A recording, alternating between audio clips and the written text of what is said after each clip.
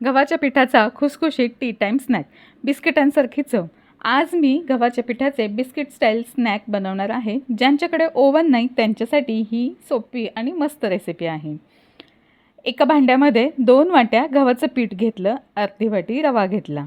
आता दुसऱ्या एका भांड्यामध्ये आपल्याला त्याच वाटीने अर्धी वाटी साखर घ्यायची आहे आणि त्यामध्ये अर्धी वाटी पाणी घालून घ्यायचं। आता यामध्ये आपल्याला साखर विरघळून घ्यायची आहे।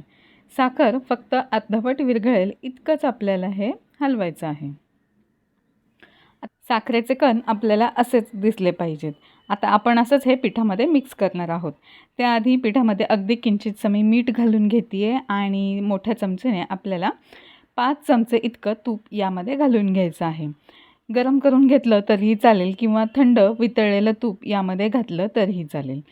आता अशा पद्धतीने 5 चमचे इतकं तूप मी यामध्ये घालून घेतलेलं आहे। आता या गव्हाच्या पिठाला आणि रव्याला हे व्यवस्थित असं लावून घ्यायचं, चोळून चोळून। तूप व्यवस्थित असं लावून झालेलं आहे आणि हे बघा पिठाची अशी मूठ बांधली जाते म्हणजे व्यवस्थित असं हे आपलं मोहन झालेलं आहे। आता यामध्ये आपल्याला घालायचे आहेत काही ड्रायफ्रूट्स। त्यामध्ये मी काजू आणि बदामाचे तुकडे घालून घेतलेले आहेत आणि त्यानंतर आपल्याला 1 मोठा चमचा पांढरे तीळ घालायचे। यामुळे या बिस्किटाची चव अजूनच छान लागते। आता हे सगळं आपल्याला एकत्र करून घेऊन झालेलं आहे। यामध्ये आपण आता जे साखरेचं पाणी करून ठेवलेलं ते सगळं थोडं थोडं करून घालून घ्यायचं आहे।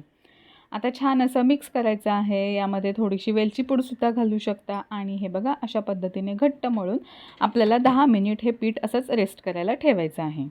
आता 10 मिनिटानंतर आपल्याला हव्या त्या आकाराची आपण इथे बिस्किटं करून घेऊ शकतो किंवा अगदी थोडंसं जाड लाटून घ्यायचं आहे आणि चौकोनी आकाराची किंवा गोल अशी आपण इथे बिस्किटं करून घेऊया। तर हे बघा अशा पद्धतीने मी बिस्किटांना आकार दिला, पण ती थोडीशी जाड वाटतात म्हणून मी काय केलं नंतर लाटून घेतली आणि सुरुवातीला चौकोनी बिस्किटं करून घेतली अशा पद्धतीची आणि त्यानंतर मग म्हटलं गोल पण करून घेऊया। तर हे बघा अशा पद्धतीने मी एका झाकणीच्या साहाय्याने अशी गोल बिस्किटं करून घेतलेली आहेत। तर आता ही आपण गरम तेलामध्ये तळून घेऊया।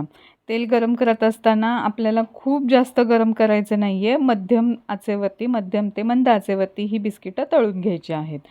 तर अशा पद्धतीने आज आपण ही बिस्किटं करून घेतलेली आहेत। दोन्ही बाजूने गोल्डन ब्राऊन कलर येईपर्यंत छान अशी तळून घ्यायची आहेत। तर खूप छान लागतात आणि वरती हे जे बघा साखरेचे कण दिसत आहेत आणि त्यानंतर तीळसुद्धा दिसत आहेत, तर दिसायला खूप छान दिसतात आणि ॲट्रॅक्टिव्ह वाटतात। लहान मुलांना तर खूप आवडतात। तर अशा पद्धतीने आज आपण ही बिस्किटांची रेसिपी बघितलेली आहे आणि ही बिस्किटं डब्यात भरून ठेवल्यानंतर 1 महिनाभर छान खुसखुशीत राहतात। गोल्डन ब्राऊन रंग येईपर्यंत चांगले तळून घ्यायचे आहे आणि पूर्णपणे थंड झाल्यानंतरच आपल्याला ही डब्यामध्ये ठेवायची आहे। तर विकतची खूप दिवसांची केलेली बिस्किटं असतात त्यापेक्षा ही नेहमीच हेल्दी राहतील बिस्किटं। तर आजचा व्हिडिओ आवडला तर लाईक करा, शेअर करा आणि आपल्या यूट्यूब चॅनलला सबस्क्राईब करायला विसरू नका। अशाच नवनवीन रेसिपी घेऊन पुन्हा भेटूया। तोपर्यंत धन्यवाद।